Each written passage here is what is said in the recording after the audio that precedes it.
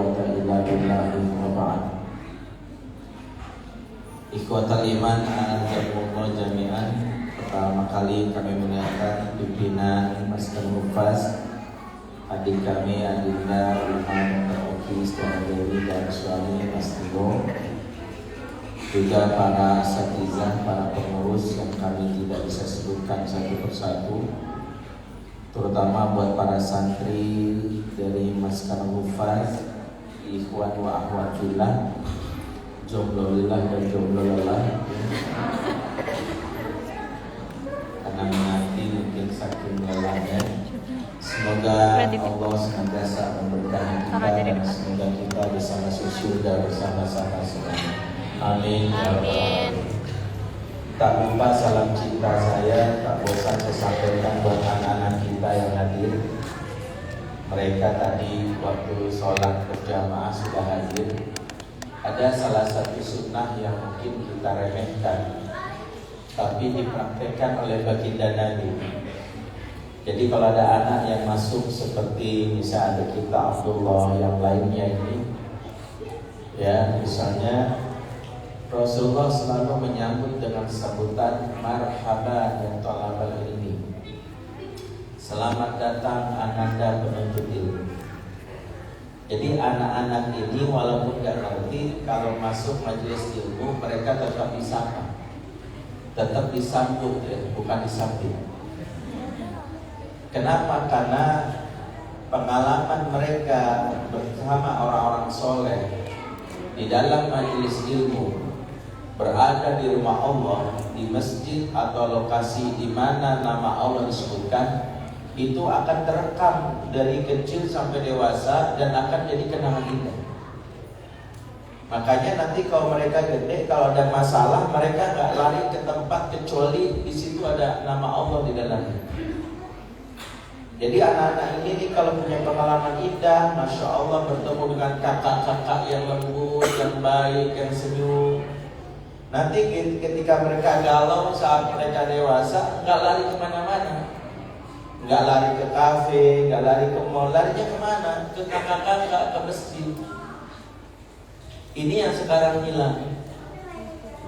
Baru ada masalah dikit, larinya ke kafe, larinya ke mall. Ya, pulang dari mall makin stres. Kenapa? Duit habis. Pernah suatu hari baginda Nabi Sallallahu Alaihi Wasallam mendatangi rumah putrinya Fatimah. Kemudian Rasulullah bertanya kepada Fatimah, Aina ibnu Amik? Di mana sepupu Ali? Biasanya Ali nyambut. Loh kok ini gak ada? Maka Fatimah mau gak mau cerita, karena baini wa bainahu syai'un, aku dan dia lagi ada masalah. Namanya suami istri ada masalah. Kata Fatimah, Ali pergi gak tahu kemana. Maka Rasulullah SAW memanggil satu sahabat, disuruh cari di mana Ali. Sahabat zaman dulu, karena mereka sadar bagaimana kebiasaan orang-orang soleh yang punya pengalaman spiritual yang bagus, ada masalah larinya gak jauh-jauh. Maka dicarilah sahabat kemana? Ke Masjid Nabawi. Dan didapati Ali lagi tidur. Maka pulanglah sahabat ini melapor, ya Rasulullah, Ali fil masjid huwa raqidun. Ya Rasulullah, Ali di masjid dan tidur. Ya, hadisnya masih ada sambungannya. Namun saya garis bawahi di sini, bagaimana perlu para sahabat menjadikan masjid sebagai tempat ketika mereka gundah, gelisah, karena mereka menyadari masjid adalah tempat untuk bersama menyelesaikan masalah. Makanya kedepannya kalau di antara kita semua dapatkan amanah mengelola masjid, rumah Allah, pastikan masjid kita itu adalah masjid yang membantu problem di masyarakat. Di antara yang pastikan orang kalau stres ditampung, jangan diusir. Ngapain mas tidur sini mas? Ya bikin kotor, pergi. Justru bertentangan. Justru dulu Rasulullah orang-orang gak punya rumah tidur di masjid. Makanya ada ahlus suffah, tidurnya di teras. Orang-orang yang punya uang lebih ngelihat ada yang kelaparan dikasih makan di situ. Mereka ada masalah keluarga larinya di situ. Kebayang kalau ternyata masjid itu nggak menjalankan fungsi ini, orang larinya ke tempat yang lain. Ya, jadi teman-teman sini khususnya ikhwan kelak akan jadi imam masjid, pengurus masjid. Jadi bikinlah masjid yang kelak justru masyarakat merasa pusing kepalanya lari ke masjid. Saya punya seorang, ya boleh dibilang adik lah, laki-laki. Dia itu bapak ibunya sering berantem, ribut, dia nggak betah di rumah. Untungnya rumah dia ada daerah sebuah masjid yang menampung anak-anak yang nggak bisa tidur malam-malam, disediakan tempat. Pengurus masjidnya bilang masjid ini disediakan buat anak-anak yang pengen tidur, diberikan kesempatan. Awalnya dia tidur itu memang nggak mau sholat, sekedar tidur aja. Tapi begitu azan berkumandang Allah Akbar, Allah Akbar, ustadznya dengan lembut bilang, mau ikut sholat? Gak apa, gak dimarahin. Ya sudah, akhirnya mereka sholat. Lama-lama dia punya yang namanya nurani, gak enak. Akhirnya ikut sholat walaupun terpaksa. Tapi sikap yang lembut dari para pengurus masjid, itulah yang disebut bagaimana menyentuh hati. Itu salah satu tahapan yang dilalui oleh orang-orang soleh dalam berdakwah. At-taklif qabla ta'rif, ikat hatinya sebelum kamu kasih nasihat. Karena kalau kita langsung nasihatin hatinya belum terikat, kabur dia. Maka itulah yang membuat lama-lama lelaki ini, ya boleh dibilang adik saya ini, dia akhirnya dekat dan jadi pengurus masjid, sampai sekarang jadi aktivis dakwah, bahkan jadi ustaz. Padahal dari keluarga yang broken. Insyaallah ya, ini makanya saya ngomong ini sebagai pengingat, karena banyak sekali calon-calon ustaz, calon ustazah ini lupa membawa amanah ini ke depannya, bahwa mereka harus menciptakan kenangan indah akan masjid. Jadi anak-anak yang sini ini biasanya kalau ada disapa gitu, gimana kamu, gini mau ikut sholat enggak? Jadi mereka bikin nyaman, dan kita doakan semoga anak kita ini menjadi anak yang soleh dan soleha, jadi pemimpin bagi orang-orang yang bertakwa insyaallah. Amin ya rabbal alamin. Itu tadi baru pengantar ya. Jadi catat dulu, catat boleh ya. Kita sudah di malam ya ke berapa? Tergantung nih pemerintah mana kita ikuti. Indonesia atau Saudi, tapi apapun itu enggak, perbedaan tidak membuat kita sudah matang. Harusnya tidak lagi kita gesek-gesekkan, sudah percaya bahwa perbedaan ini sunatullah yang tidak akan pernah bisa ya kita satukan sampai kiamat. Tapi di sini ada kelapangan dada kita. Katakanlah kita sudah di sepertiga perjalanan, maka kita mengukur diri kita. Minimal ada goals yang harus kita capai. Saya tidak akan berbicara panjang tentang goals karena waktunya terbatas. Tapi saya berbicara tentang sebuah kalimat dari Ibnu Jauzi. Para ustadz yang lain sudah sampaikan ini, tapi ini menarik di tengah isu tentang yang disebut generasi stroberi. Pernah dengar? Nanti kita bahas. Ada tafsir dari Ibnu Jauzi tentang ibadah Ramadan di dalam kitab Ustadul Wa'izin wa Riyadhus Shalihin. Beliau berucap begini: Asyuhuri ithna asyara ka auladi Yaqub alaihi wa alaihi bissalam. Bulan yang 12 seperti anak-anak Yakub juga yang 12. Yakub punya berapa istri? Siapa yang tahu? Yakub punya berapa istri? 4. Ya. Pertama namanya Lia, yang kedua namanya Rahil. Lia ini kakaknya Rahil. Dulu syariat membolehkan kakak beradik dinikahi zaman dahulu. Lia dan Rahil. Rahil ini cikal bakal ibunya Yusuf. Ya, Rahil itu bahasa Ibrani. Ya, bahasa Arab ya, bahasa Ibraninya Rahel. Rahel itu nama lain dari Rahil, ibunya Yusuf. Ya, Rahil setelah menikah dengan yang namanya Yakub tidak punya anak dalam waktu yang lama. Akhirnya memberikan kesempatan pembantunya jadi istri ketiga supaya memberikan anak untuk Yakub. Nama pembantunya Balham. Lia cemburuan, dia bilang, emang kamu doang yang bisa ngasih pembantu buat suami saya juga bisa.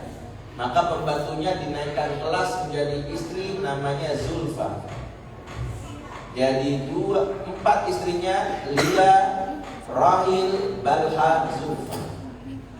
Dari Lia dapat 4, dari Rahil dapat 2, dari istri yang berikutnya 3 dan 3. Formasinya 4, 2, 6, berapa ya? 4, 2, 3, 3 misalnya. Ya. 4, 2, 3, 2, 4, 4 atau berapa? Intinya total 12. Dari 12 itulah muncul yang nanti namanya Yusuf dan Bunyamin. Kembali, Asyuhuri itna asyara qa'alani Yaqub alaihi wa alaihi salam. Wa syahr Ramadan baina syuhur ka Yusuf baina ikhwati. Bulan Ramadan di antara 12 bulan yang lain seperti kedudukan Yusuf di antara saudaranya. Ya, bulan Ramadan di antara 12 yang lain seperti kedudukan Yusuf di antara saudara-saudaranya. Fakama Yusuf ahabul aulad ila Yaqub, kadzalika Ramadan ahabul syuhuri ila alamil ghuyub. Sebagaimana Yusuf paling istimewa disayang oleh Yaqub, demikian juga Ramadan paling istimewa disayang oleh Allah pemilik kehidupan al-ghaib.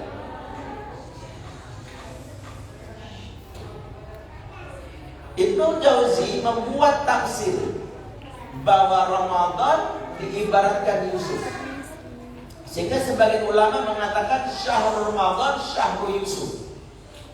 Bulan Ramadan ini bulan Yusuf. Dengan kata lain, siapa yang nanti keluar dari bulan pembedaan tarbiyah Ramadan kelak menjadi Yusuf baru. Dan Yusuf ini adalah sosok yang dirindukan hampir setiap manusia. Ibu-ibu hamil, ya, entah Umar dulu dianjurkan atau tidak, biasanya dianjurkan baca surat Yusuf. Cuman banyak yang salah paham. Ibu, waktu hamil baca apa? Surat Yusuf. Tujuan apa? Biar anak saya ganteng Ustaz kayak Yusuf. Saya bilang gak mungkin ya. Ibunya kan kayak gini. Ya bapaknya kayak gitu. Ya ganteng itu kan genetik. Ya jadi kalau ganteng itu buat dasar Yusuf susah. Bukan itu tujuannya. Karena kalau niru gantengnya Yusuf gak bisa. Kata Rasulullah, "Utiya Yusuf bisyakril husni." Yusuf itu dikasih setengah ketampanan laki-laki di muka bumi.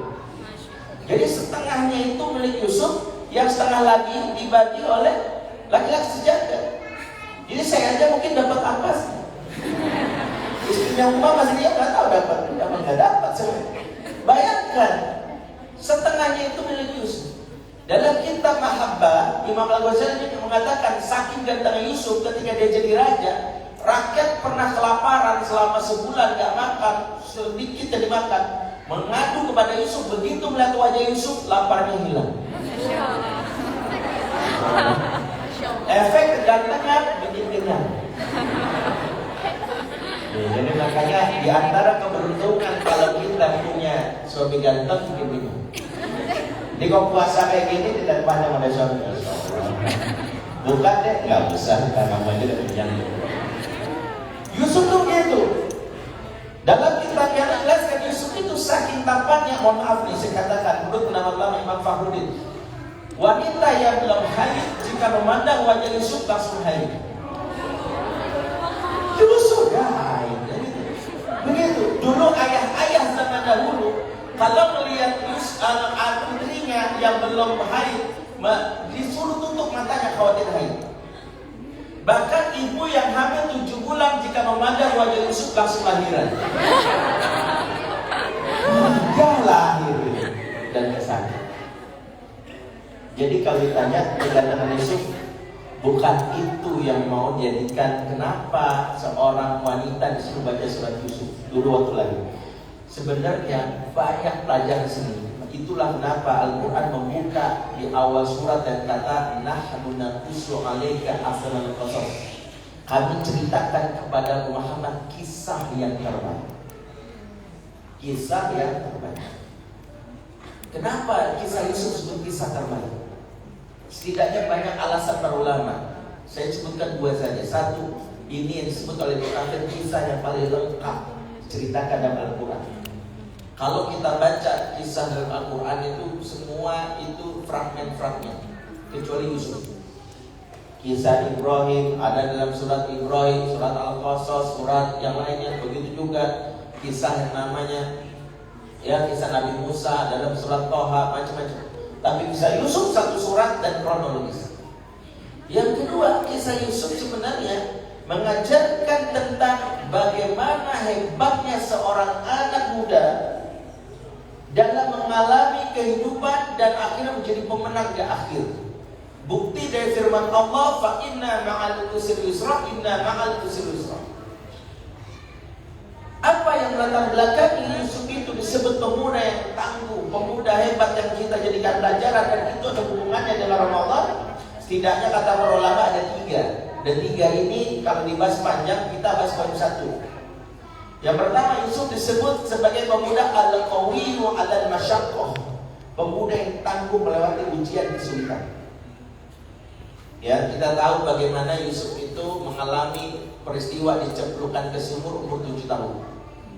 Dicemplungkan ke sumur dalam keadaan 3 malam, 4 hari dalam sumur yang gelap, dingin, sendirian. Persis kayak jomblo zaman now. Gelap, dingin, sendirian. Ya bedanya sekarang ada GoFood Untuk Yusuf nggak ada. Ditolong oleh beberapa kafilah dagang, dipikir selesai, tidak. Ternyata jadi budak, dioper sana, oper sini, dijual sana, jual sini. Maaf, budak bukan karyawan yang digaji. Dia sebatas dikasih makan selesai, diperintahkan oleh majikannya. Setelah itu dijadikan budak oleh Zulaikha, ternyata nggak mengikuti keinginan Zulaikha, masuk penjara. Masuk penjara, keluar, masuk penjara lagi. Jadi Yusuf mengalami masa sulit selama kurang lebih 12 tahun. Dan umur 7 sampai 12 Yusuf mengalami masa-masa sulit. Disinilah salah satu hikmah kita pelajari. Tidak pernah fakta sejarah menyebutkan Yusuf mengalami tekanan mental hard. Gak pernah Yusuf berpikir, buat apa wajah ganteng tapi hidup merana, lebih baik mati aja. Nanti kita akan belajar betapa ini menjadi isu yang sekarang lagi kita bahas. Kok sekarang ada istilah generasi terakhir? Tapi nanti kita harus detail. Tapi ini bahas tentang Yusuf. Yusuf sebut al-qawi walal masyaqqah. Kedua, sebut Yusuf itu al-qawi walal syahwat, tangguh melewati ujian syahwat. Yusuf bisa menahan gejolak syahwat yang paling berat, yang kata Syekh As-Sa'di dan tafsir kitab tafsir Taisir Karim Rahman fi tafsir Kalamil Manan. Apa kata beliau? Hadhihi mihnatu azima a'zamu ala Yusuf. Ini ujian yang paling dahsyat dalam Yusuf. Ujian paling dahsyat bagi insan itu adalah ujian syahwat, dan Yusuf bisa memenangkan ujian ini sehingga dia bebas dari jebakan syahwat yang diprovokasi oleh Zulaikha. Yang ketiga, Yusuf sebut al-qawiyyu 'anil ghadab, kuat mengatasi amarah, tangguh melewati ujian kemarahan. Buktinya apa? Yusuf setelah jadi raja, penguasa, orang yang pernah menyakitinya, yang pernah berkata buruk kepadanya, yang menyemplungkan ke sumur sehingga dia hidupnya merana bertahun-tahun, datang kepada Yusuf. Dan Yusuf melihat langsung, lah ini kan pelakunya, dia dulu nyemplungin saya ke sumur. Apakah Yusuf mengeluarkan kata-kata pengawal, bacok, mutilasi, apa dia? Gua bisa mudarai dia? Enggak. Tak satu pun keluar. Yang keluar kata-kata la tathriba 'alaikum al-yawm yaghfirullahu lakum wa huwa arhamur rahim. Hari ini tidak ada caci maki. Dia tahan lisannya, bahkan didoakan, yaghfirullahu lakum, semoga Allah mengampuni kalian, dialah yang Maha Pengasih dan Maha Perkasa. Betapa dahsyatnya Yusuf bisa mengendalikan amarah. Ramadan melatih 3 ini. Harusnya kita keluar dari Ramadan dari pribadi yang tangguh melewati ujian kesulitan, kedua tangguh melewati ujian syahwat, tangguh melewati ujian kemarahan, gak gampang marah. Makanya di antara ada tradisi di negeri ini, kenapa harus Ramadan kita di salam-salaman, maaf-maafan di saat Hari Raya Idul Fitri. Kalau ditanya apakah Rasulullah mempraktekkan, enggak? Rasulullah di hari raya Idul Fitri itu nggak ada salam-salaman, maafin ya, maaf lahir batin. Bahkan kan kata-kata minal aidin wal faizin itu kan sebenarnya potongan dari ja'alanallahu minal aidin wal faizin, tapi diterjemahkan oleh kita maaf lahir batin, padahal bukan. Dari kata ja'alanallahu minal aidin wal faizin kan semoga Allah menjadikan kita minal aidin, orang kembali kepada fitri, kepada fitrah, wal faizin, pemenang. Harusnya gitu terjemahnya. Tapi terjemahkan maafin ya lahir batin. Memang tidak ada hadis atau sunnah menjalankan katakan dari raya itu maafan. Tapi kenapa kita lakukan ini? Inilah ulama zaman dulu cerdik dalam menyikapi. Karena Ramadan adalah membantu diri seperti Yusuf. Buktikan kalian jadi Yusuf baru setelah Ramadan. Maafkan kesalahan orang, kira-kira gitu. Kalau benar kalian seperti Yusuf, lapanglah dada kalian kepada pasangan, kepada anak, kepada teman. Benar gak? Kalau masih menyimpan kemarahan, gagal Ramadan kalian. Karena kalian masih marah. Yusuf aja bertahun-tahun disakiti, dia masih bisa memaafkan bertahun-tahun. Nah, itu pelajarannya. Baik, kita skip dulu. Kita mau fokus kepada al-qawi wal masyaqqah. Ini isu yang sekarang muncul. Generasi stroberi, pernah dengar stroberi itu kenapa disebut generasi stroberi? Stroberi itu kelihatan ranum, mempesona, tapi sekali senggol jatuh. Generasi stroberi itu generasi yang kelihatan, yang mempesona, tapi gitu ada masalah rapuh. Stroberi itu kalau metik itu gak usah pakai tenaga khusus, disenggol aja jatuh. Generasi stroberi ada istilah buat generasi muda zaman now yang apa-apa langsung mengatakan gue butuh healing. Dan tangan gue terganggu. Kayaknya nih ngafal Quran mulu bikin toksik jiwa gue. Iya, Uma gak ngerti aja perasaan kita tuh. Ada yang Uma tahu aja, kita ini sebenarnya udah sakit itu lagi. Banyak di antara kita tuh yang mudah rapuh. Kok bisa hanya karena berinteraksi, bahkan kuliah langsung memutuskan healing. Ini salah satu problem disebut generasi stroberi. Yang lebih parah sekarang muncul tren bukan stroberi tapi duren. Generasi duren tuh kelihatan keras, kasar keluar, dibelek, dipegang dagingnya lembek. Generasi duren itu adalah sebuah simbol dari anak muda yang ke sosial media banyak bacotnya. Apa lo, wah sangat. Didatangin sama Satpol PP, ampun Pak.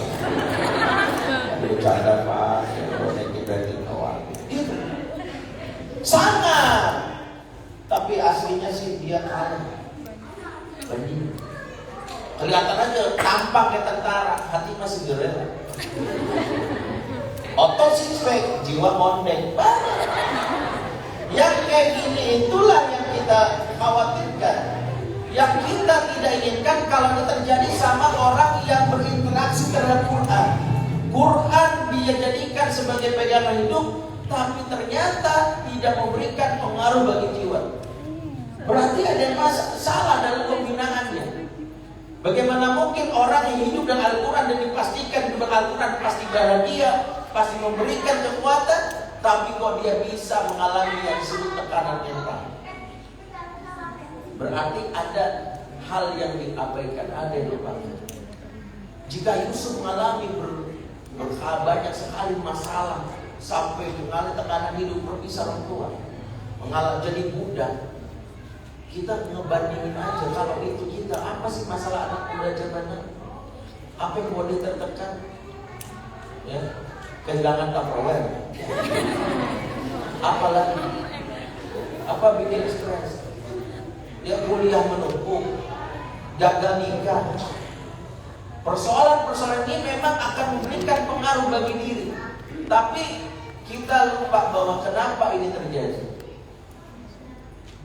Hanya kalau berkaitan mental health ini, maka para ahli mengatakan aspek yang harus dipenuhi, 7 aspek untuk membuat seseorang itu bisa menjadi pribadi yang tangguh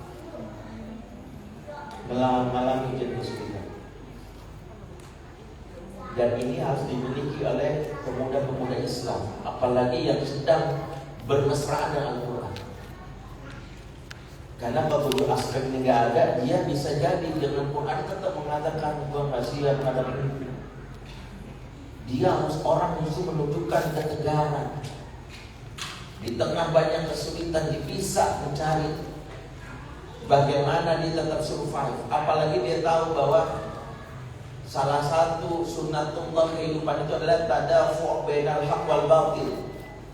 Kita ini nggak bisa lepas, pasti terjadi yang namanya persinggungan, yang namanya peraduan antara hak dan batil. Kalau tipikal pejuang Allah yang membawa Al-Quran ini kabur dari masalah, maka mereka adalah orang-orang yang tidak bisa lagi memberikan masalah ke umat. Sementara pelaku kemaksiatan mereka berani pamer, berani untuk hadapi depan, siap fight. Tapi pelaku kebaikan, orang membawa Al-Quran justru mundur. Inilah yang membuat Allah menegur Nabi Yunus.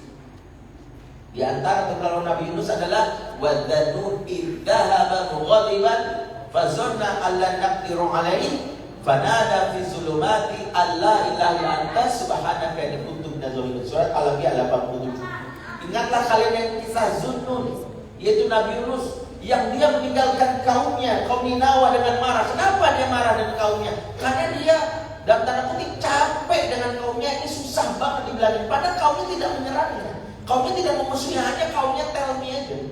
Kaumnya itu susah dikasih tahu, kaumnya itu nggak mau diajak perbaikan. Nabi Yunus agak berpikir, lalu kalau gini terus nih capek waktu saya, mendingan cari kaum yang lain aja, yang kira-kira lebih prospektif gitu. Buat apa gitu? Akhirnya apa? Dia tinggalkan kaumnya. Tinggalkan kaumnya itu dalam keadaan apa? Marah.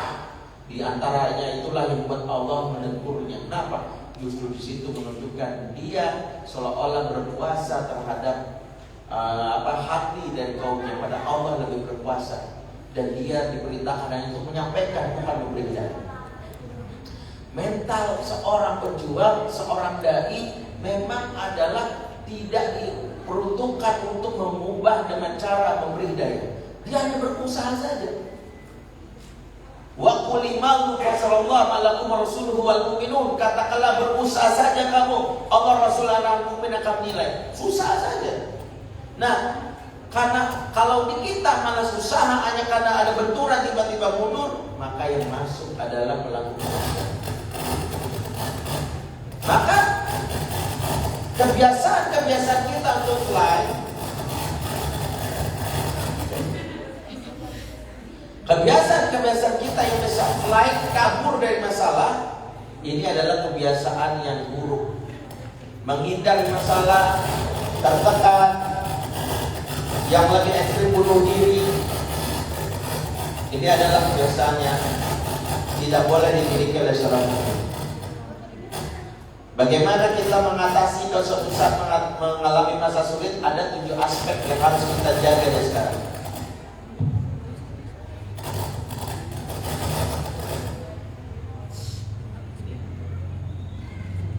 Tes. 7 aspek itu apa? Yang pertama, apa yang disebut sebagai insight. Seorang mukmin harus memiliki insight, kemampuan mengambil ibrah, yaitu memiliki sudut pandang positif di balik apa yang dialami, selalu mencari sisi positif yang di sana. Ya. Ketika mengalami musibah, dia mencari sisi positif yang lain. Orang Indonesia ini sebenarnya punya kemampuan insight yang bagus tradisinya. Buktinya apa? Pas kehilangan motor tetap mengucapin apa? Untung cuma motor. Itu bagus. Dia masih mencari kata untung cuma motor, nyawanya enggak. Sebab di antara orang-orang yang mudah sekali mengalami tekanan mental, dia tidak punya pikiran untuk mencari sisi lain dari kejadian. Ketika misalnya dia mengalami yang namanya kesedihan, dia hanya tahu bahwa Allah mungkin nggak baik sama saya. Dia hanya berpikir gitu. Dia tidak mencari misalnya insight bahwa di balik apa dialami pasti ada hikmah, hanya saja hikmahnya belum dapat. Nah, itulah yang harus dijaga. Makanya latihanlah kita untuk melihat ayat-ayat Allah untuk bisa mencari insight. Misalnya apapun sebenarnya ini alhamdulillah. Latihan secara mungkin apa? Alhamdulillah ala kulli halin. Masalah apapun, alhamdulillah ala kulli halin. Sedih, misalnya mengalami kondisi ditinggal, ya, misalnya ditinggal oleh orang yang kita cintai, atau misalnya kehilangan handphone atau apa. Misalnya, waduh, handphone hilang, sedih pasti. Tapi kita melihatnya alhamdulillah ala kulli halin. Setidaknya apa? Justru mungkin dengan handphone yang hilang ini saya diminta untuk apa? Misalnya waktu saya lebih baik bersita untuk handphone, lupa baca Quran. Maka jadi motivasi. Ada sisi positif. Seorang mukmin itu selalu berusaha mencari itu. Makanya berikan kesempatan akal ini berpikir untuk mencari, cari hikmahnya, cari kebaikannya, cari. Karena kalau diantaranya kita nggak biasa mencari itu berat. Ya, jadi yang pertama adalah bagaimana kemampuan insight.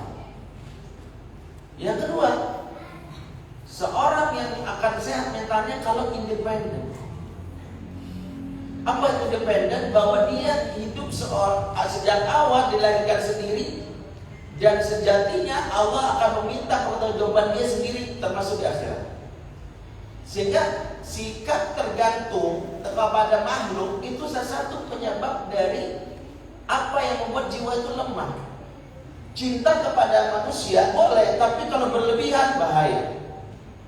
Allah berfirman misalnya dalam surah At-Taubah ayat 24, "Qul in kana aba'ukum wa abna'ukum wa ikhwanukum wa azwajukum wa ashiratukum wa amwalun iqtaraftumuha wa tijaratun takhshawna kasadaha wa masakinu tardawnaha ahabba ilaikum minallah wa rasuli wa jihadin fi sabilihi fatarabbasu hatta ya'ti Allah bi amrih wallahu la yahdil qawmal fasiqin."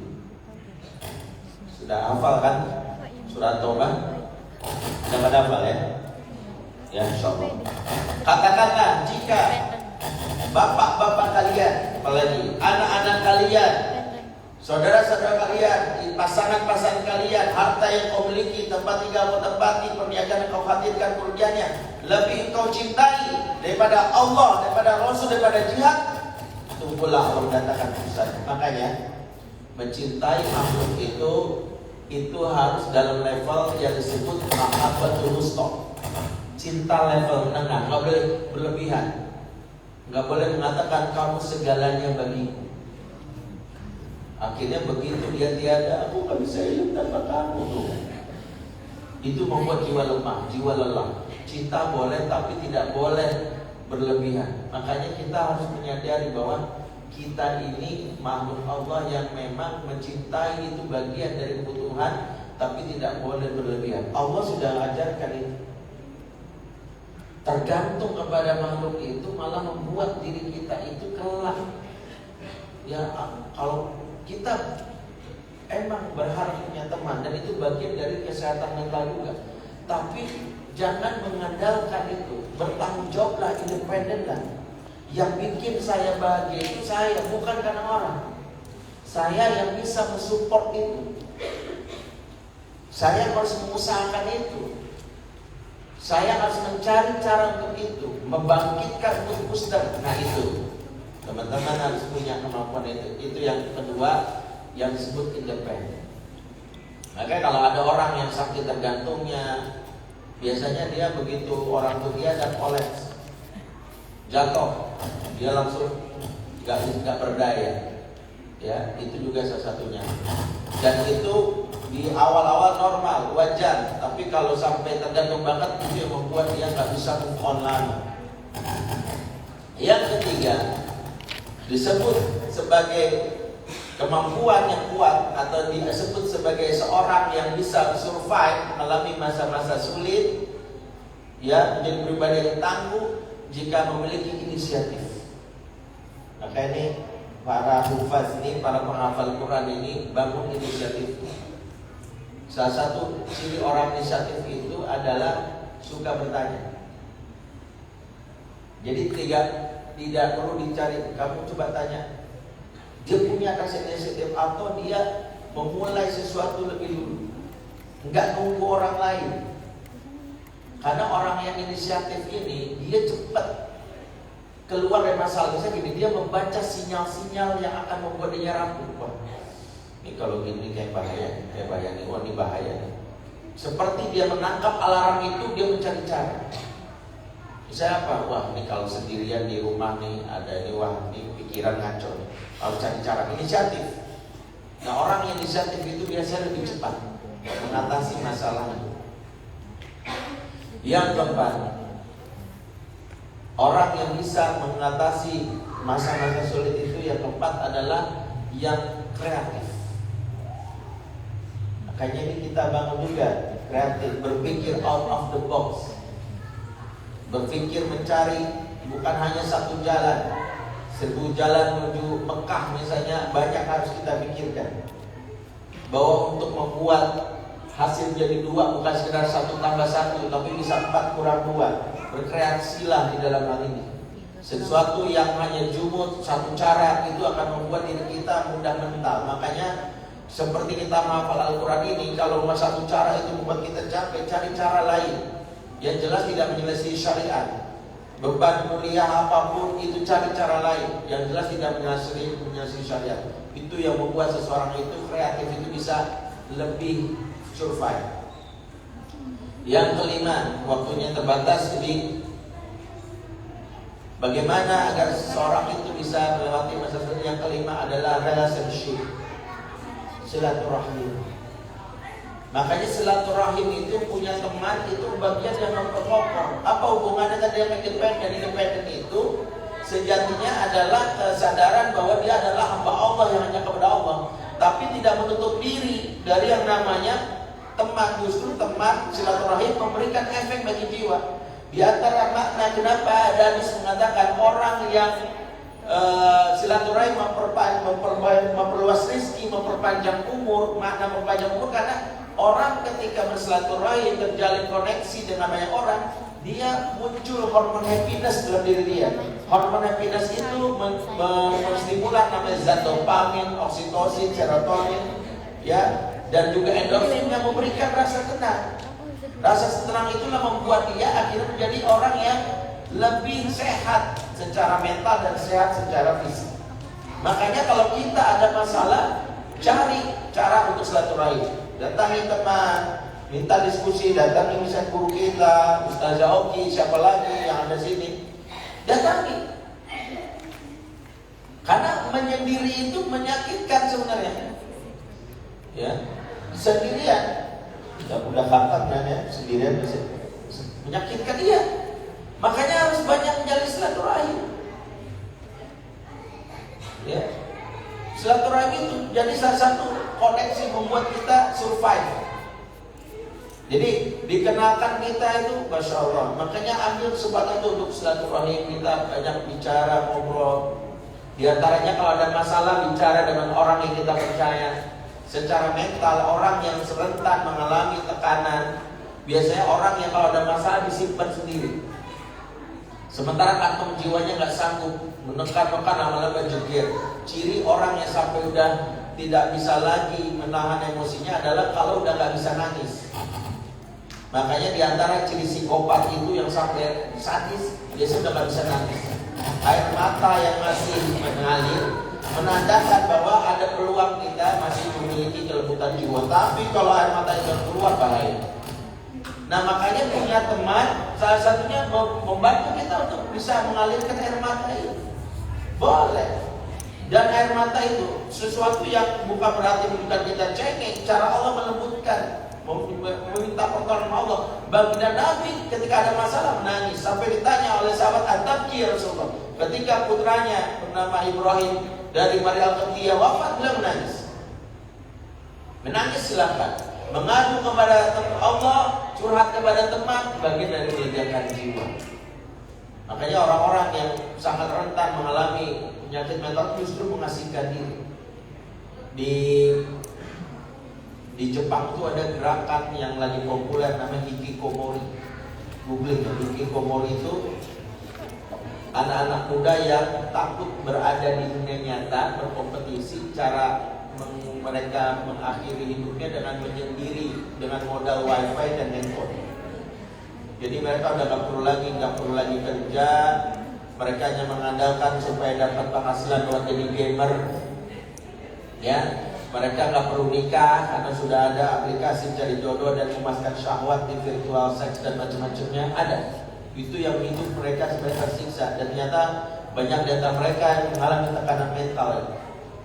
Maka itu yang tadi, relationship itu penting, menjalin pertemanan. Makanya silaturahim itu dianjurkan dalam Islam, bagian dari kesehatan mental juga. Ya, perbanyak pergaulan, perbanyak pertemanan.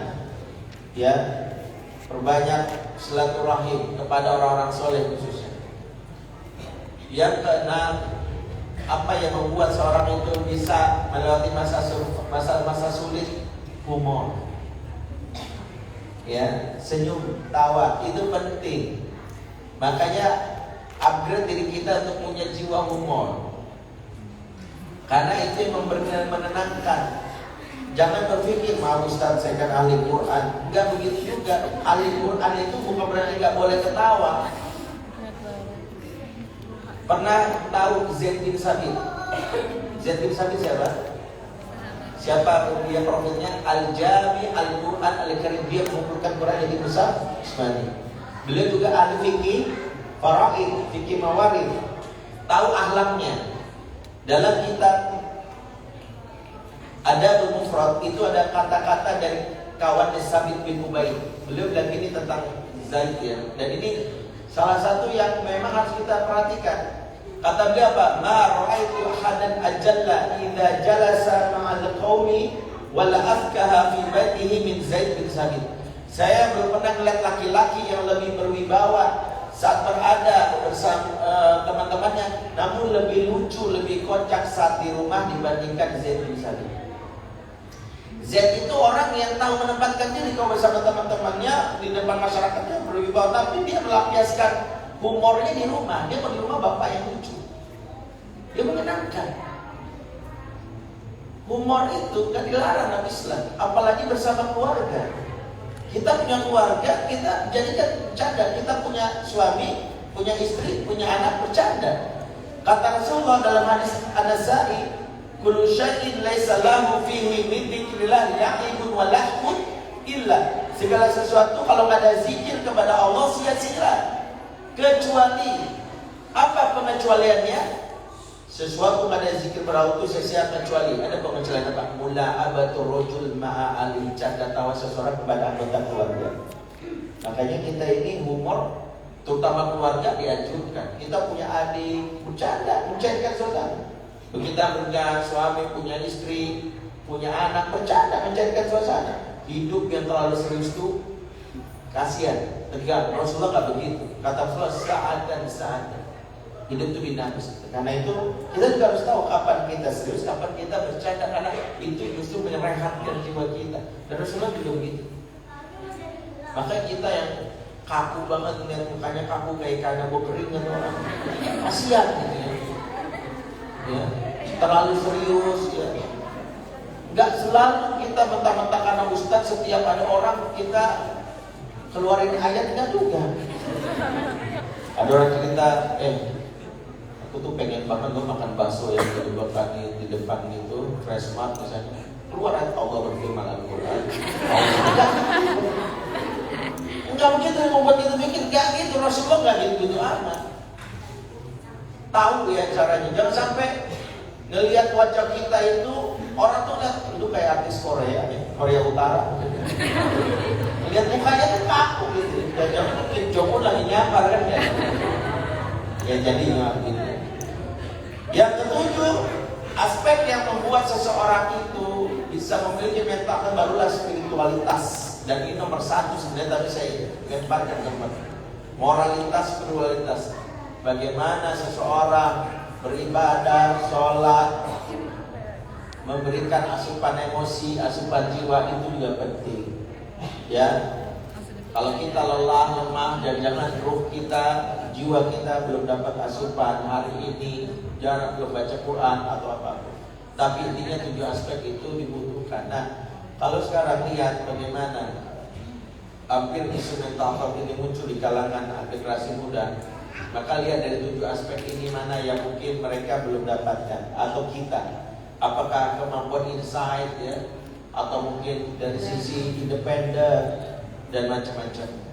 Tapi saya pikir itu saja, mencoba mengambil dari sisi lain. Jadilah seperti Yusuf di bulan Ramadan ini, yang setelah Ramadan kita akan jadi survive, mengalami masa sulit seperti nanti nggak memiliki apapun, tetap bisa menjadi pribadi yang tangguh ya seperti Yusuf. Aku lupa lihat dan astagfirullahaladzim. Wassalamualaikum warahmatullahi wabarakatuh.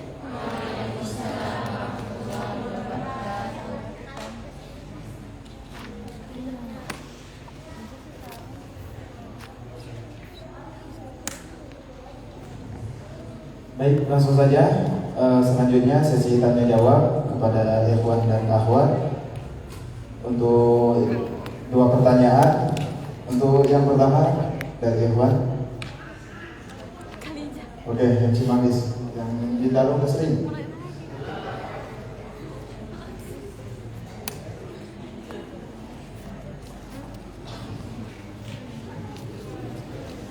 Bismillah.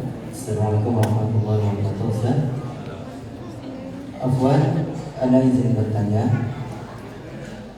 Nama dulu. Perkenalkan, nama Ana Ahmad Setiawan dari Lapas Cakung Cimanggis.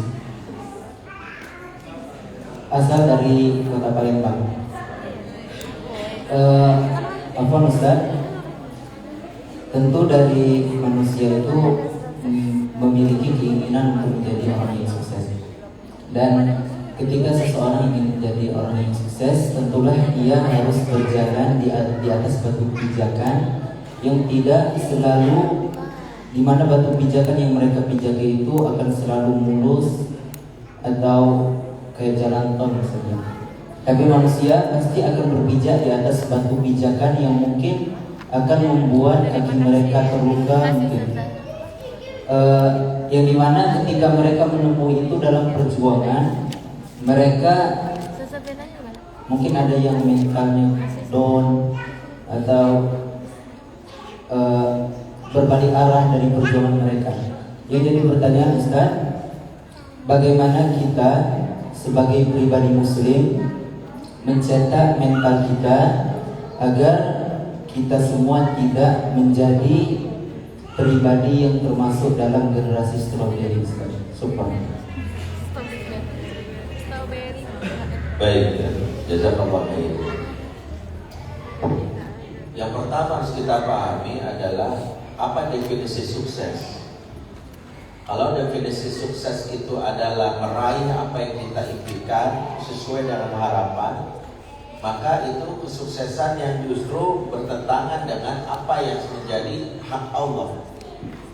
Kenapa? Karena yang menentukan bagaimana sukses atau tidak adalah Allah lewat apa yang diberikan kepada setiap hamba. Makanya kalau kita lihat dari kacamata hasil, mungkin Nabi Nuh nabi yang gak sukses. Coba kebayang ya, 950 tahun kurang lebih berdakwah, umatnya cuma 80. Kalau dibikin rata-rata Nabi Nuh berdakwah 950 dibagi 80, kurang lebih setiap 11 tahun sekali orang daftar jadi anggota. 11 tahun. Kalau ukurannya adalah dari sisi hasil, maka Nabi Nuh belakangan masuk surga, ya Umma Oki lebih dulu. Karena belum sampai 11 tahun udah lebih dari 80 kan? Lebih. Maka apa yang disebut sukses? Bukan itu. Sukses adalah ketika kita tetap melakukan apa yang menjadi perintah Allah dan urusan hasil urusan Allah. Makanya Nabi Nuh itu lihat apa yang dilakukan Nabi Nuh. Dia ketika mendakwai kaumnya kalimatnya inni da'u qaumi lailan wa nahara falam yazidhum du'ai illa firara. Aku berdakwah malam siang. Kalau kita mungkin siang doang, malam nonton bola. Dia malam siang, bukan bertambah dekat, kabur.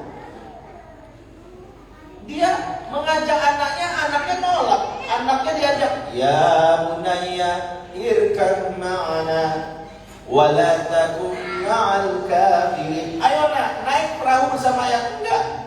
Anaknya kekal sa'awi ila jabalin yasimuni minal ma'. Enggak, saya mendingan lari ke atas bukit. Enggak kena air. Kalau ukurannya adalah sukses itu adalah hasilnya, justru kita tertipu. Ukuran dari apa yang menjadi sebuah sukses dari Allah adalah engkau tetap berada di dua posisi menghadapi situasi. Jika senang engkau bersyukur, jika susah engkau bersabar. Itu sukses. Makanya jalan hidup kita nggak tahu. Orang mukmin cuma diminta hidupin dua tombol itu aja. Kalau lagi syukur, maka dia atur. Kalau lagi berbahagia, tombol syukur. Kalau lagi masalah, lagi stres, tombol sabar. Cuma itu aja. Maka jangan sampai tertipu dan hasil seperti Korun. Dia merasa bahwa ini dari ilmu saya. Makanya nggak boleh kita mengklaim siapa yang membuat kita hafal. Saya cerdas, Ustaz, alhamdulillah sedikit. No. Ingat zikir yang kita baca. Ya Hayyu ya Qayyum bi rahmatika astaghits aslih li sya'ni kullah wa la takilni ila nafsi tarfadai. Jangan kau sandarkan kepadaku ya atas keberhasilan meskipun sekejap mata. Nggak boleh kita bilang karena saya anak cerdas, karena saya rajin ini, karena saya metode saya paling baik. No, ini semua karena Allah. Hada min fadli Rabbi. Orang yang mampu melihat setiap situasi selalu dihubungkan dengan Allah, itu orang sukses. Makanya kalau kita bisa melihat itu, jadilah orang sukses. Makanya Nabi Nuh itu digelari Rasul Ulul Azmi. Maka salah satu yang kita bisa pelajari dari Nuh, jadilah manusia Ulul Azmi. Apa itu manusia Ulul Azmi? Yang dia fokus kepada proses bukan hasil. Kalau fokus pada proses, dia jalankan gak pernah lelah.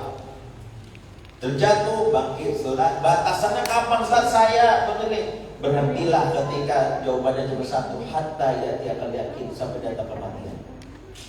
Makanya kalau orang mukmin memegang ini, dia gak peduli. Udah 60 tahun tapi yang gak hafal-hafal Quran juga. Padahal udah dari 40 tahun memulainya, gak ada masalah. Terus saja. Saya usaha itu urusan Allah yang mengalir Quran di kepala saya. Ya kalau saya usaha kaji, yang penting usaha. Jangan-jangan di antara kita ada yang bisa jadi dihitung Allah bukan kecepatan hafalannya yang akan dihitung oleh Allah sebagai pahala, tapi interaksi sama Qurannya. Jadi di antara kita, maaf ya, ada yang bisa jadi memang IQ-nya tinggi, cerdas, yang ngelihat dikit, baru mulai sedikit hafal. Dia baru dikasih tahu dia hafal dia. Maka ini 3 bulan. Ada di antara kita yang ya Allah diulang-ulang Quran masih aja. Tapi dia usahanya luar biasa. Ujiannya orang cerdas adalah meremehkan. Gampang nanti aja, nyantai-nyantai dia. Tapi orang yang justru mohon maaf yang gak diberikan kecerdasan, saking dia pengen hafal, dia waktunya gak ada waktu bermain. Solusi itu mana? Oh, dia masih sempat main. Justru usaha dia untuk bisa hafal dan dikontak-pantik dari subuh yang lain dia masih istirahat itu dia nggak, dia baca terus dihafal sampai akhirnya dia bisa ujian walaupun nggak mumtaz. Di sisi Allah, orang yang interaksinya lebih banyak Al-Quran dengan orang yang tadi cepat bacanya, hafalnya itu lebih mulia. Makanya yang jadi masalah adalah usahanya, jiddiyahnya. Jadi bukan habis itu gelarnya hafiz semua selesai. Di antara para hafiz-hafiz itu Allah Maha tahu siapa yang sungguh-sungguh, mana yang nyantai. Yang sungguh-sungguh itulah yang dianggap oleh Allah sebagai pemenang. Jadi yang dilihat oleh kesungguhan, jiddiyahnya. Jadi itu yang jadi disebut pemenang. Ya, itulah pemenang sejati dan itulah yang disebut sebagai orang bertakwa. Innalil muttaqina mafaza. Definisi ketakwaan itulah orang yang sungguh-sungguh mencari ridha Allah. Wallahu a'lam.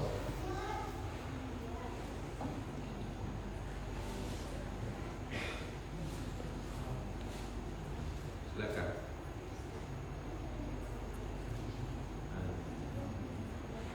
Sana dulu yang abang.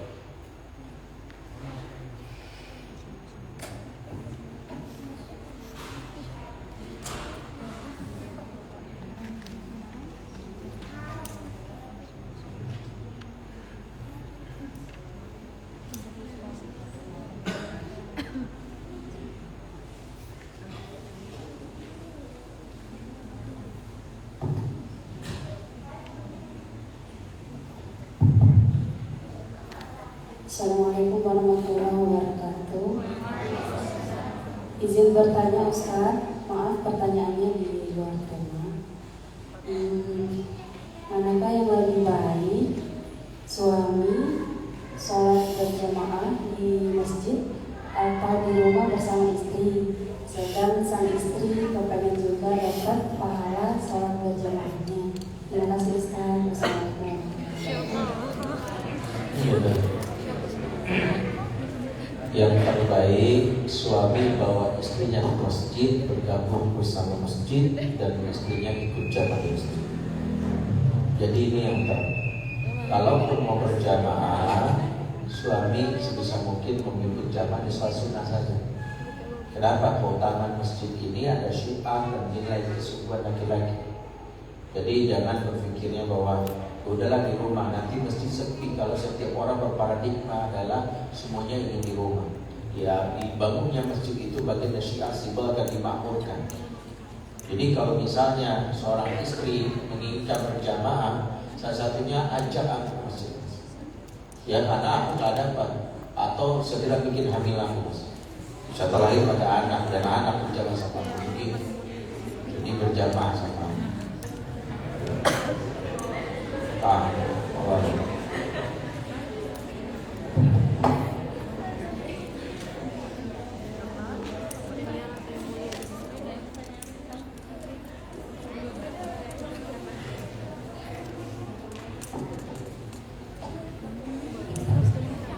Silakan, ada lagi. Tadi di sini depan. Oke.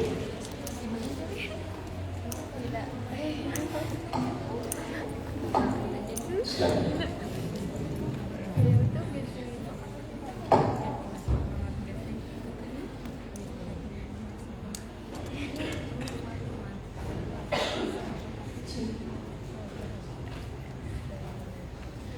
Assalamualaikum warahmatullahi wabarakatuh. Warahmatullahi wabarakatuh. Afwan Ustaz, ana izin bertanya. Pertanyaannya adalah bagaimana mempertahankan silaturahmi agar terjalin dengan baik dan bertahan lama? Karena terkadang banyak teman yang hanya ingin mengetahui kehidupan kita saja, tapi tidak dapat memberi solusi saat kita membutuhkan atau datang ketika dia membutuhkan kita saja. Assalamualaikum warahmatullahi wabarakatuh. Waalaikumsalam. Prinsip seorang mukmin itu adalah dia tidak berpikir mencari manfaat dari orang. Ketika Rasulullah menyebutkan kriteria adalah manusia terbaik, itu semua sifatnya saling berbanding lurus.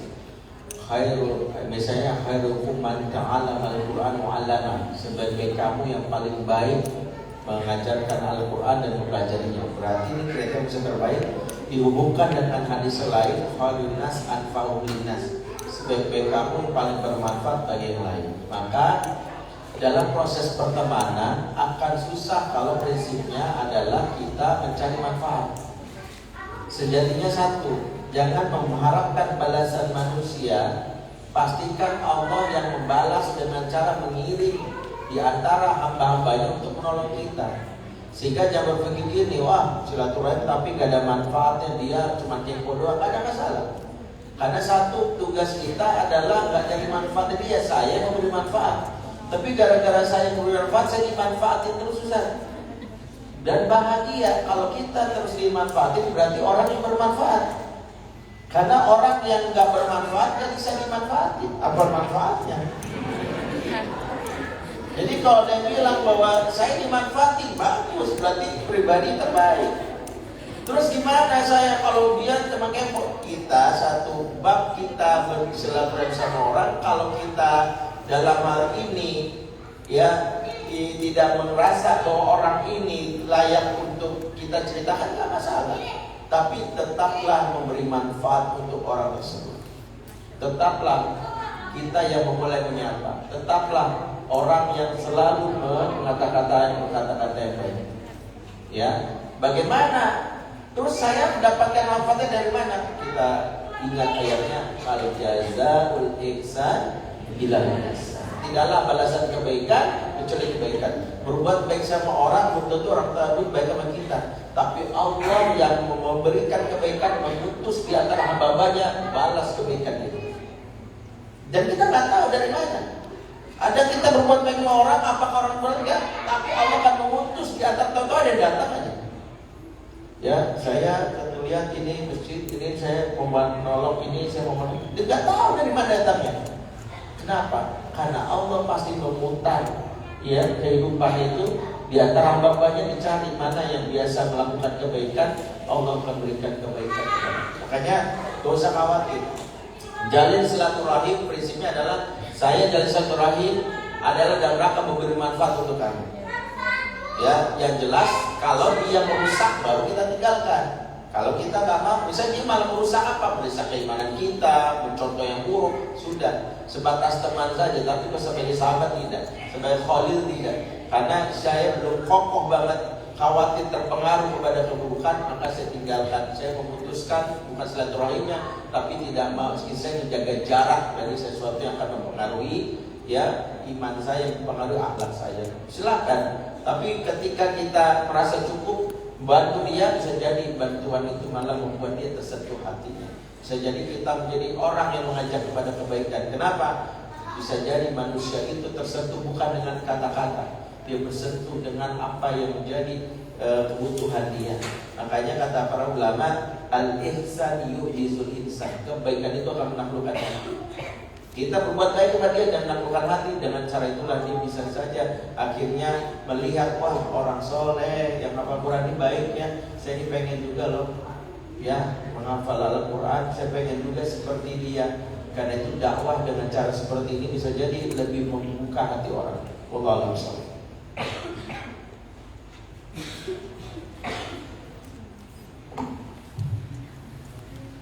Baik, syukur kami ucapkan kepada Ustaz Febri Yaisyur Rahman.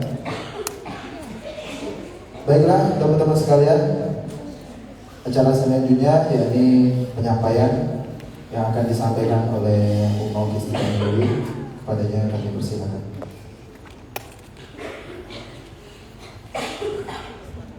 Baik, assalamualaikum warahmatullahi wabarakatuh. Waalaikumsalam. Allahumma shalli ala sayyidina Muhammad wa ala alihi wa sahbihi ajma'in. Teman-teman yang dirahmati oleh Allah Subhanahu wa taala, alhamdulillah di malam keberapa ini? Ke-10. Masya Allah. Kita kedatangan Ustaz Febri. Siapa yang pernah ketemu Ustaz Febri sebelumnya? Coba tunjuk tangan. Di mana ketemunya? Di mana? Di Sawung.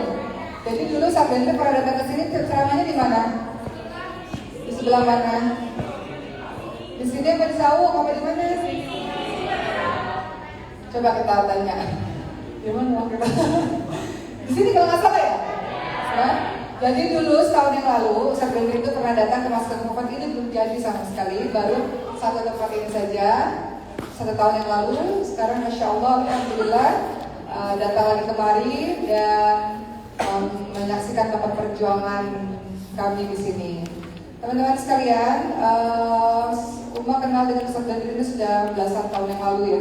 Dari udah kayaknya pertama kali ketemu waktu di ini deh, di Depok deh. Kalau nggak salah ya, masih ingat tuh belasan tahun lalu kalau nggak salah lagi ada syuting atau apa kalau nggak salah, Masya Allah. Dan beliau dari dulu sampai hari ini ya fokus dengan parenting, khususnya tentang keayahan. Bagaimana para laki-laki ini harusnya dipersiapkan, juga semuanya para perempuan dipersiapkan untuk menjadi ayah yang baik dan juga menjadi ibu yang baik, Masya Allah. Jadi beliau konsisten di situ, teman-teman sekalian. Sekaligus juga beliau membersamai ayah Irwan Rinaldi, betul ya?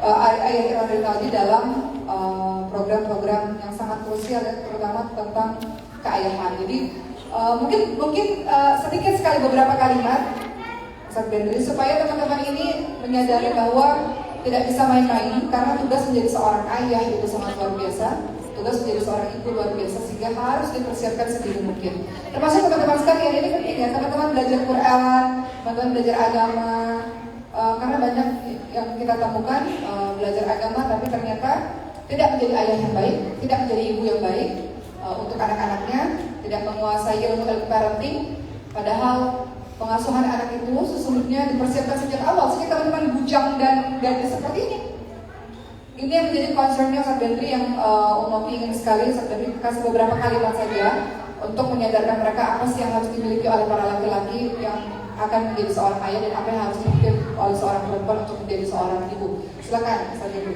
Yang ingin menikah angkat tangan. Angkat tangan semua menikah kan? Yang angkat tangan duluan diaminkan sama mereka. Amin. Yang angkat tangan duluan ya. Yang belakang. Yang ingin menikah angkat tangan. Malaikatnya sudah pergi kan? Selalu kalau ada ustaz motivator nanya baik-baik angkat tangan aja. Dan ini seperti sahabat Mukasyaf itu. Ketika di antara 70.000 umatku ada yang masuk surga tanpa hisab, ana ya Rasulullah. Nah, langsung keluar gitu ya. Kemudian yang lain ikutan, saya juga Rasulullah. Kamu terlambat. Kenapa? Makanya jangan pernah terlambat dalam hal yang baik. Ya, siapa yang ingin segera menikah? Bagus. Salah satu pesan Umar kepada yang nikah itu sederhana, tapi berat. Kata Umar gini, ini dia suatu saat ada anak muda menikah. Ausini ya Amirul Mukminin, beri saya wasiat orang mukminin. Kata Umar gini, tafaqahu qabla an tasu. Pelajarilah ilmunya sebelum kamu tasubu. Dia kata sada sayyidan. Sada sayyidan itu kepemimpinan. Makanya melakukan sebut sayyid, pemimpin. Pelajarilah ilmunya sebelum kamu menjadi sayyidah. Karena laki-laki akan menjadi sayyid, yaitu pemimpin. Dalam hadis sebut warrajulu ra'in fi alihi wa huwa mas'ulun an ra'iyati. Laki-laki berarti pemimpin. Dan perempuan wal mar'atu ra'isatu fi baiti zawjiha wa huwa mas'ulatun an ra'iyatu fi baiti zawjiha. Seorang perempuan kepala bagi rumah suaminya, yang bikin rumah ntar nyaman, tenang, tentrem, anak, suami betah di rumah itu perempuan. Makanya urusan interior, urusan tata letak, kebersihan itu urusan perempuan. Itu perempuan harus tahu urusan itu. Nah, Umar mengatakan gini, dia nggak bilang ini yang mau nikah kumpulin uang namanya. Ya, tapi kata Umar tafaqahu. Menariknya Umar nggak bilang ta'allam. Bedanya apa? Kalau tafaqahu itu ujungnya expert, namanya faqih. Berarti kalau mau nikah itu bukan sekadar ikut kajian parenting selesai, saya udah siap nikah Umar, saya udah ikut kajian parenting sekali doang. No, tafaqahu itu faqih, artinya sudah sampai expert. Jangan ulangi kesalahan kami, angkatan saya, angkatan Umar, angkatan kakak-kakak yang lain atau ustaz-ustaz yang lain yang baru belajarnya setelah punya anak. Akhirnya pas lagi hamil, aduh salah, nggak tahu kalau lagi hamil itu harusnya begini sebagai seorang suami, istri harusnya begini. Aduh salah lagi, harusnya kalau waktu hamil begini tuh anak lebih hebat lagi. Makanya mumpung masih ada kesempatan, mumpung masih jomblo belum nikah, maka kejarlah makna dari tafaqquh, jadilah faqih. Jadi nanti setelah rumah tangga udah ngerti istri hamil. Wah, ini malam pertama, nih yang lakukan ini yang lakukan ini. Oh, anak 1 tahun begini, anak 2 tahun begini, anak 3 tahun. Dia sudah expert di bidangnya sesuai dengan diajarkan oleh baginda Nabi sallallahu alaihi wasallam. Insya Allah, jadi begitu ya teman-teman sekalian. Dan tentu saja satu lagi teman-teman harus banyak bersyukur. Di waktu muda teman-teman diberikan kesempatan oleh Allah belajar Quran. Banyak orang-orang di luar sana yang masa mudanya berantakan teman-teman sekalian, sehingga ketika membina rumah tangga nggak tahu ilmunya sama sekali. Jadi beruntung teman-teman di sini, teman-teman ada orang-orang terpilih.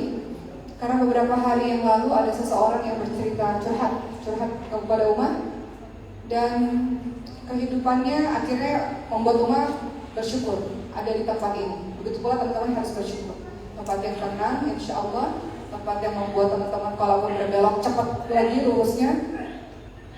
Banyak bersyukur ya. Karena Umar ketika mendengar cerita dari orang tersebut, kepikiran teman-teman sekalian, kok bisa seperti itu kehidupan yang perlu ditolong lah. Intinya begitu. Jadi intinya teman-teman sekalian, bersyukur kepada Allah teman-teman berada di tempat yang taman ini di Masjid Kufar. Bersyukur karena sudah belajar di usia yang muda untuk bisa menghafalkan Quran. Masya Allah, sebelum membina bahtera rumah tangga sudah menjadi seorang hafid dan hafidhah. Makanya nanti kalau menikah teman-teman sekalian, kalau mendapatkan lagi yang hafid atau yang hafidhah, alhamdulillah. Kalaupun tidak mendapatkan, paling tidak beliau itu adalah orang yang semangat untuk belajar supaya berlari bersama-sama. Begitu ya teman-teman sekalian, karena pernikahan nanti jadi ke pernikahan. Karena pernikahan teman-teman itu bukan pernikahan sekedar pernikahan, tapi pernikahan untuk dakwah ilallah. Jadi cari pasangan yang mau diajak berjuang bersama-sama untuk dakwah ilallah. Sayang teman-teman udah menghabiskan waktu banyak untuk belajar. Jadi cari pasangan yang juga gemar untuk belajar. Gitu ya teman-teman sekalian. Jadi banyak ya kalau kita ikutin Twitternya Ustaz Bedri atau Instagram dan sebagainya, itu ilmunya banyak sekali. Teman-teman bisa ikut kajian-kajiannya beliau. Banyak juga Zoom meeting dan seminar-seminar online ikut teman-teman sekalian kalau ada waktu ya.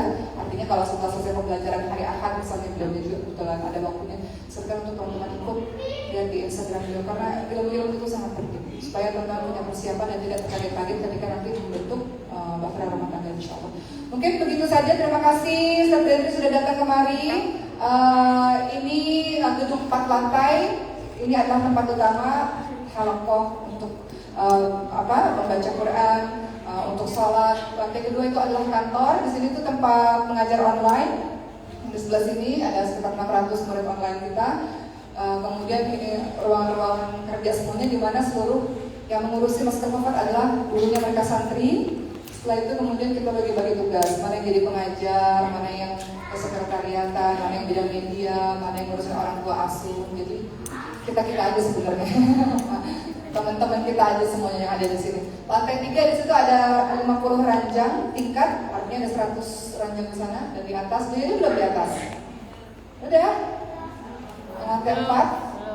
Lantai 4 itu rooftop lah, rooftop yang insyaallah mudah-mudahan bisa dipakai untuk ngaji juga. Di belakang sini ada saung, ini masih tanah sewa yang belakang sana, terbentri, jadi mohon doanya. Masalah tidak ada terpakai, sebagian tim sudah berangkat kemarin, mohon doanya agar dakwahnya berjalan dengan lancar, mendapatkan sholawah yang banyak supaya bisa membebaskan lahan dan bisa membangun gedung-gedung lainnya insyaallah untuk dakwah Quran ini. Begitulah teman-teman sekalian ya, kita punya tugas yang berbeda-beda, tapi insyaallah kita sering menguatkan satu sama lain. Mas selalu bilang ini bukan kerja sendirian, ini kerja bersama, kerja berjamaah. Kalau kita berjamaah, insya Allah kita lebih kuat. Kalau kita sendirian, kayak sapu lidi, ya patah, nggak bisa membersihkan kotoran, nggak bisa. Tapi kalau bareng-bareng, solid, kuat, hatinya selalu terikat, insya Allah punya visi misi yang sama, insya Allah punya kecintaan yang sama, insya Allah maka kita bisa semakin kuat. Gitu ya teman-teman sekalian. Baik, Ustaz Bedri izin, selanjutnya kita akan tutup dengan doa. Setelah itu kita akan foto di depan kenang-kenangan dan juga minta video sedikit mengajak donasi untuk masker wafat. Doakan semoga Ustaz Bedri sehat ya. Karena biasanya Ramadan ini kita dalam yang itu dalam artian ibadah, bekerja dan sebagainya, jadi doakan semoga guru-guru selalu sehat. Terima kasih dari rumah. Assalamualaikum warahmatullahi wabarakatuh. Baik, para hadirin sekalian, acara yang selanjutnya yakni pemberian cenderamata dan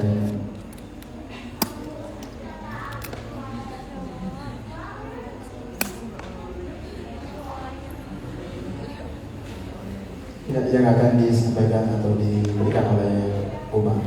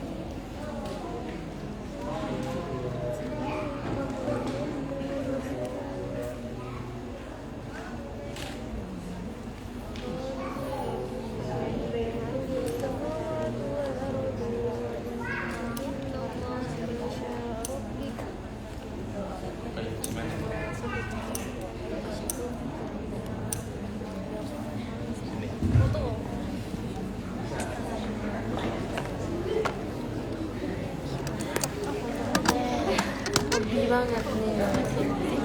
Yang mana?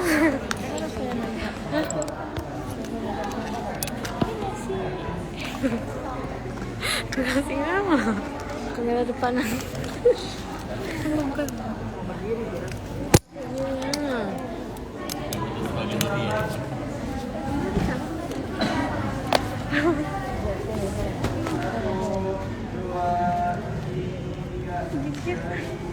Bukan.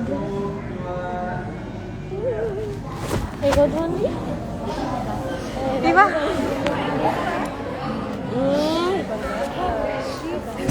Yan nga nga.